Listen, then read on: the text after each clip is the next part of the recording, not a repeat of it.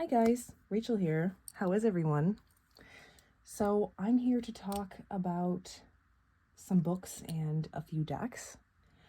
As you know, I'm participating in Candy's reading challenge, Candy over at Candy Soul and Soil, the Candy reading challenge 2025. I think that's what it's called. It's going to be linked, tagged, anyhow. And yeah, let me just gather my thoughts. I'm all wound up because I don't know. I had a long day. I had a good day though. I found out that we're going to go see Swan Lake. So that's exciting. Yeah, if you saw one of my previous videos, the Beethoven one, on Beethoven and Mad Woman or something like that. Yeah, we were recently at the symphony, and while there, my daughter was like, I'd like to see the ballet sometime. I'd like to see the Boston Ballet. And I'm like, yeah, I want you to see the ballet too. My boyfriend was like, yeah, we should make that happen. Totally. So I didn't think we could swing it, but we made it happen. So first off, I want to introduce you to someone. Say hi to Bella, everybody. Isn't he beautiful? He looks just like him. He looks just like Bela Lugosi as the Count. I thought he was gorgeous, and he came in this beautiful box. So this was this was a Christmas gift to myself, and actually he was not expensive at all. But if any of you collect these sorts of toys, you know that they sell for quite the pretty penny. Give it a few years. So I didn't want to wait. But he's beautiful. He looks just like him. So Bela Lugosi is not dead in this house. So yeah, perfect on this little background here, right? With these frogs. Okay, I'm such a dork. I'll put him over here. So, Fanguary is the February prompt for Candy's challenge. But I should mention that I did complete the January prompt, which was read a retelling. And there were a few other books I read in January, but I'm not going to go over them here. I just wanted to show you some of the books that I read and I'm working on for the challenge, and I also want to show some decks that I will be using throughout February. So for January, I'm sorry that I am so scattered. Hang on a second. Let me gather my thoughts. So for the retelling prompt, as I mentioned in another video, I went with Anne Rice's The Mummy.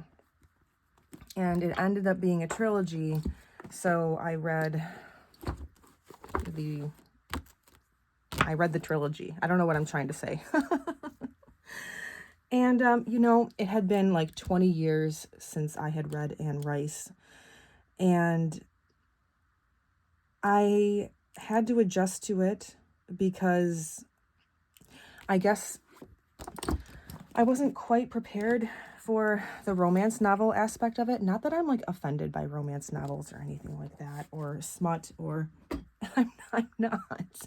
But I guess I had a hard time wrapping my head around the romance aspect because she used some real historical figures.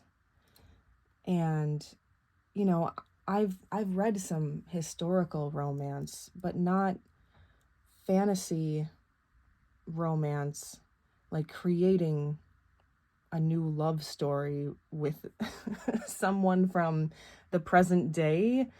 No, I mean, not the present day. I think it took place in the very early 20th century. So yeah, That was a little difficult for me. But look, I read all 3 books. So overall, I did have fun with them. And Anne Rice, she can write. She's a good writer. I think she had the capacity to be a really, really great author. And a couple of the books that I had read in the past were actually quite beautifully written. There were just certain scenes where, certain passages where I was like, come on, Anne, like, show, don't tell. But she doesn't do that throughout the book. She tends to lapse into that when she wants to describe a character to you that you're not supposed to like. And then on the other hand, there were a couple of characters in the book, like one of them was the antagonist, and then the other one wasn't an antagonist, but he was more of a minor character. I found them much more interesting. And every time they were on the page, I'm like, I want to hear more about these guys. So she can, write and develop a character that's going to get you invested. And I do like the time travel aspect, and she has a way of, for me anyway, she has a way of really making me feel like I am in ancient Egypt, or I'm in Cairo as it was in the early 20th century. And she can do that without over explaining it. Yeah. I thought out of the 3, this one was probably the best. My other takeaways from it were that I always seem to learn something from her. Not always necessarily some unknown aspect of history, but there will just be some tangent of philosophical thinking, and I'll say to myself, oh, I like that. I'll remember that, And I'm not even really telling you what it's about, but I don't want to really give away any spoilers if you want to read it, because it was fun. If you like Anne Rice and you like fantasy and you like ancient Egypt and all that, it was fun. But yeah, it's The Mummy. So do I really have to? I don't really have to tell you what it's about. So I think you got it. Anyway, moving on. For Fanguary, I have been rereading Dracula, and I mentioned before, and I've shown this before, that I'm reading the annotated version by Leonard Wolf, and it's so beautiful and so much fun. And it makes for a slower read, but I'm not that far into it. I didn't start reading this until maybe, I don't know, February 2nd or so, and I think it's the 6th today. So we're in the beginning, and, Jonathan Harker is still with the Count, and he seems kind of dense, like, there are these things that the Count does which are total red flags, and Jonathan is just writing in his journal about them with comments like, that was really annoying. No, I mean, he does begin to put 2 and 2 together. So this is fun. The annotations are fun. And I'm definitely learning some things. I came across in the very beginning, let's see if I can find it, a recipe that I want to try. And it's a Hungarian dish, and it's called paprika handel. I'm not sure if I'm pronouncing that right, but maybe some of you have heard of it. It's a chicken dish with Hungarian paprika. I've seen various recipes. Some call for sweet, some hot, some onions. I don't think I'm going to use 3 onions. I think that's too much for me. And then if you choose to, you can make some dumplings, which I'm going to do. And I ordered my Hungarian paprika, and I'm so excited. So I will update you on how that went. But I remember when my daughter and I were buddy reading Series of Unfortunate Events, there was a passage in the book where Count Olaf, it is Count Olaf, right? I'm not confusing it with Orlov from Nosferatu. Oh my God, too many counts. He has the kids cook dinner for this party he's having for some friends or colleagues or something like that. And the kids don't really know how to cook, but they find a recipe for, oh, now the name escapes me. Puttanesca, which is a pasta dish which you can make if you have your pantry filled. It's like olives and I think anchovies and a bunch of other things. And I thought, oh, how much fun would that be? So I made that while we were reading Series of Unfortunate Events. And I thought this would be a fun activity for Fanguary. And other people have had this idea too, because the recipe that I'm using, it's titled Dracula's Paprika Dish. It's so cute. And it gives you a little history lesson in there as well. So yeah, I'm reading Dracula and really enjoying it. And just like the first time around, I'm just finding it such a comfort read. That's really surprising to me. But there's something about it I really can't describe. But it's, I don't know, there's something very cozy about it. So I'm reading like 4 or 5 other books right now. So I don't know if I'm going to read any other vampire books for Fanguary. But if I do, I might choose to read Hotel Transylvania by Chelsea Quinn Yarbo. And yeah, this is a part of a series though, I think. So we'll see how hard it is for me to find the other books. But I think this is another, like, you know, paranormal romance kind of thing. And this probably is too. Vampires of El Norte, is that how you pronounce it? By Isabel Cañas. And I read The Hacienda for Gothlit November. Really enjoyed it. It was a ton of fun. And I went out and bought this one immediately. So we'll see. But I have a feeling I'm probably not going to really get beyond Dracula because, like I said, reading all of the annotations, and there are a lot, it makes for a slower read. But that's the point. So I don't know. How about I show you some decks that I think fit the vampire / Valentine's Day theme. I don't know. I mentioned in a video that I made a few days ago how I just get giddy for Valentine's Day decor. I don't know why. I don't really celebrate Valentine's Day usually. Sometimes if we're on our own, maybe we'll go somewhere nice to eat. But I just really love, like, as you can see, I love like the pink and the red and the flowers and the hearts and the vampires.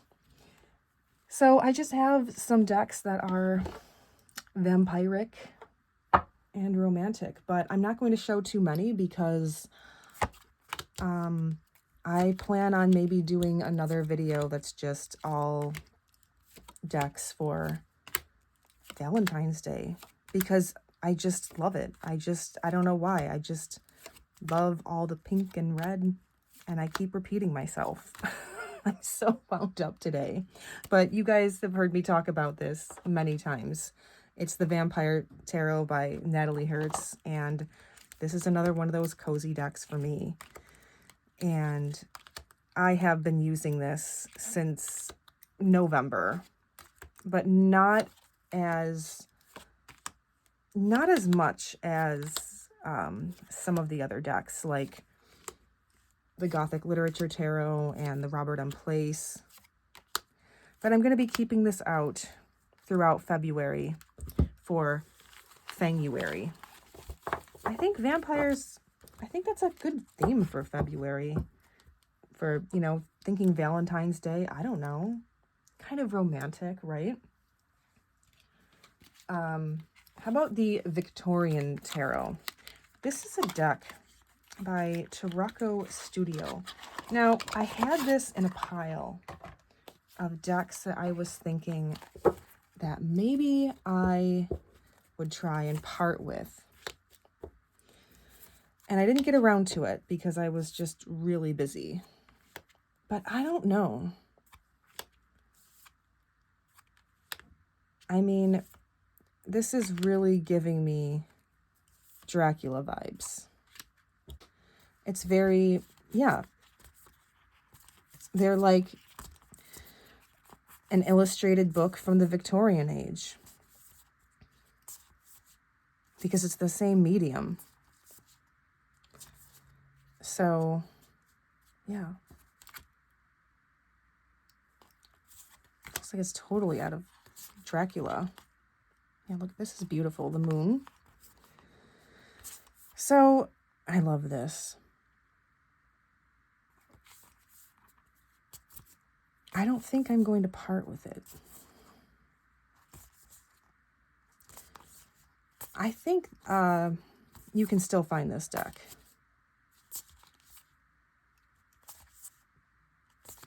I don't even remember where I got mine.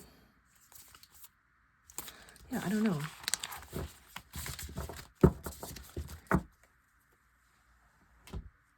Okay. Obviously, Tarot of Vampires. Everybody knows this deck. If you are a lover of vampires, this is one of the best decks. I know I always talk about the Robert M. Place, which I also love, but this is such a great deck. It's one that I was not initially attracted to. I didn't think that it was quite my aesthetic, but I really warmed to the art.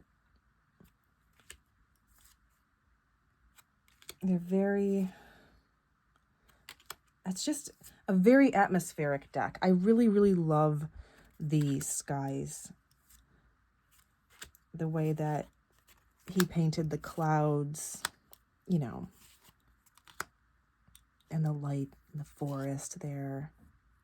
The way the bodies glow. Yeah, look at that. It's one of the best fantasy themed decks, I think. It's beautiful.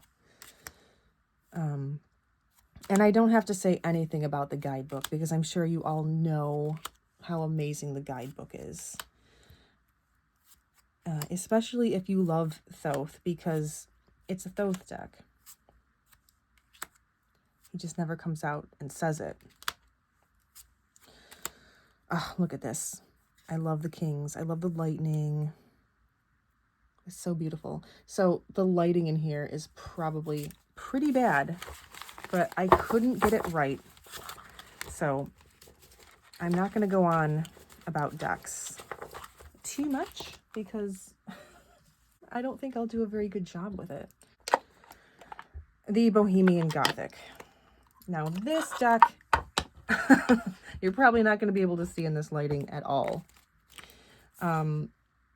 Because to be honest with you, as beautiful as this deck is, I haven't used it in ages because I don't have the proper lighting. I always see my friend Kaluna using it in her videos, and I'm so jealous because she has really good lighting. She films during the day, and you can see how stunning this deck is. But because of the what do they call it? The foiling on it. I forget what they call it now. It can be very difficult to see. It's just where I am right now. It's like I used to do readings in the morning, and I really enjoyed it. Do I enjoy reading at night? Yeah, absolutely. something can be gained from both times of the day regarding my practice, but I don't have the quiet space for readings during the day anymore that I used to. I don't. I'm never home alone anymore.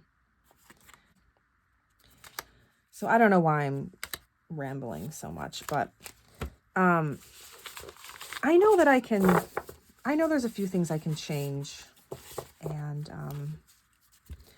so that maybe I can find space again to read during the morning. And I just haven't done it. Okay, so this is not a vampire deck, and it's not a romantic deck, but I'm going to show it. And it might be the only cute one that I'm going to show. But it's the Pip Speak. I've been reading with this deck a little bit lately, and I love it. I love the expression in the eyes, and the extra cards are fun. What's weird is it seems like most of the time that I'm doing a reading with this deck, I tend to draw the extra cards first.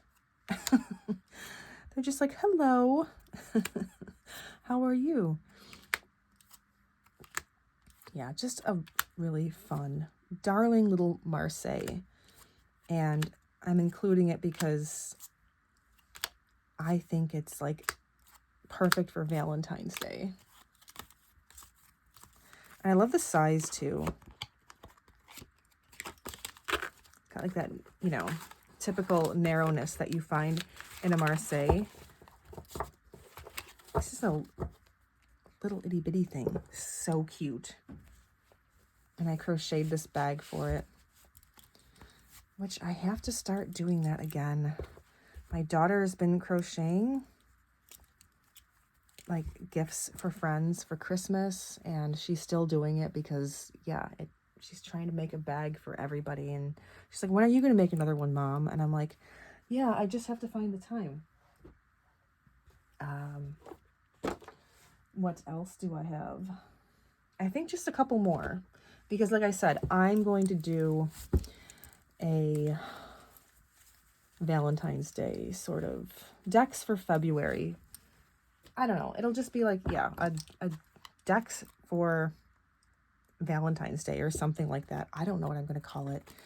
Robert in Place, of course. Here's Jonathan Harker, whom I was just speaking of, and the Count, who I was also just talking about. I'm such a dork.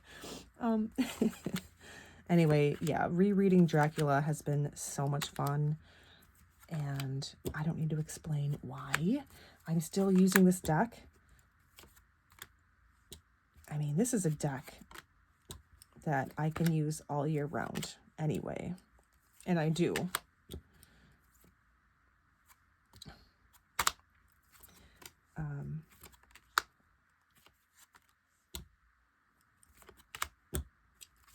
I just love Robert in Place. There's a couple of his decks that I need to get before I miss out. I love that Coleridge is in here. He was a funny dude because he wrote criticism, you know, literary criticism. Like, they're all allowed to do that, but he spoke on like the dangers of Gothic literature, especially for women readers.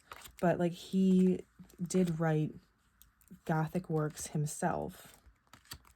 Maybe he didn't realize it, or I don't know. Like, I'm not trying to speak for the dude. Maybe he was trying to say, ladies, stay away from my work.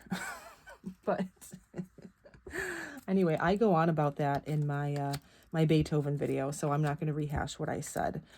But I don't think I mentioned that in the video, that yeah, Coleridge, Rime of the Ancient Mariner, Christabel was the inspiration for Carmilla by, here he is, Joseph Sheridan Le Fanu.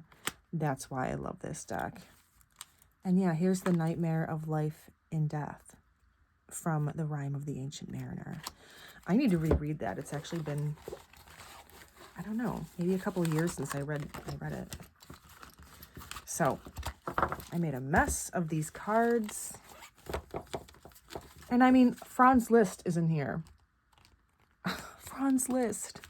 And there's a reason for it. There's a reason for it. But I was thrilled.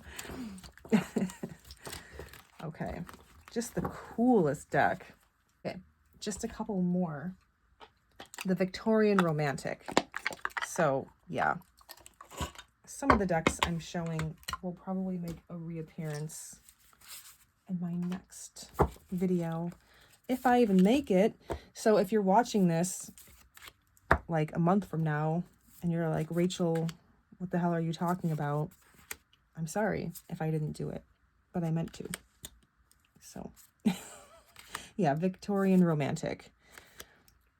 I was not prepared for how beautiful this deck was going to be. Everybody knows the Victorian Romantic. This is the first edition of it that I've ever owned. The latest printing. And I hemmed and hawed. I was like, for quite a long time, for years actually, it was my aim to not collect too many decks. I was only going to buy decks that enhanced my practice, you know, something that I could learn from, a new system, a history lesson, but slowly but surely, yeah. And you know, I found that buying a deck for its beauty alone does enhance your practice and your learning. So for the asking price for this deck, I ignored it for a while. When it came back in print, I'm like, okay, I'm gonna do it. And oh, look at this, it's beautiful. Yeah, I think this is perfect, not just, you know, as a romantic deck for Valentine's Day, but also it's quite fitting with the vampire theme, I think. So beautiful. Did I show you the backs? There's the backs on the latest edition. See, perfect. Perfect. And I think maybe just one more. Trionfidellaluna. This is the, what did you call this one? The rose edition. So I have two different editions of this particular coloring here. This is these are the additional oracle cards. This is the original Pip style Marseille, and it's long out of print. But I also have his illustrated Pip edition, you know, and I prefer this one, honestly. I love the illustrated Pips. I mean, I'm such a fan. Like, look, I have all the color variations. But this rose one is one of my favorites. Anyway, I prefer this version because one of the things that first attracted me to the Patrick Valenza Marseille decks were the Pips, because I love Pips in a Marseille anyway. I think you kind of have to be okay with Pips if you're going to use Marseille. I mean, look how beautiful they are. They're just gorgeous. Not that I don't love the majors. I love the majors. I mean, look at this death card. The devils are hilarious. But yeah, I love the Pips. So I prefer the original to the illustrated. I love her. It's one of the cutest lovers cards ever.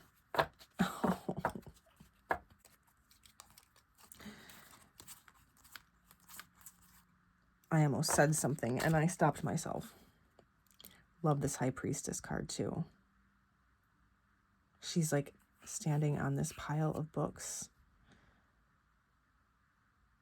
Are they burning? I hope not. But anyway, it's such a cool card. And I love this guy, this Knight of Discs. He's one of my favorites. I'm sorry that the lighting in here is so bad, guys. Oh, this is beautiful.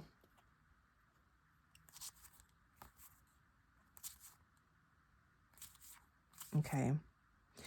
I have to stop looking at this because whenever I use my Patrick Valenza decks, I want to go to his website and buy more. He just never stops creating. And you can tell he like finds so much joy in it, which is as it should be. I just love it. So anyway, I'm just, I don't know. I'm sort of giddy and also burnt out at the same time.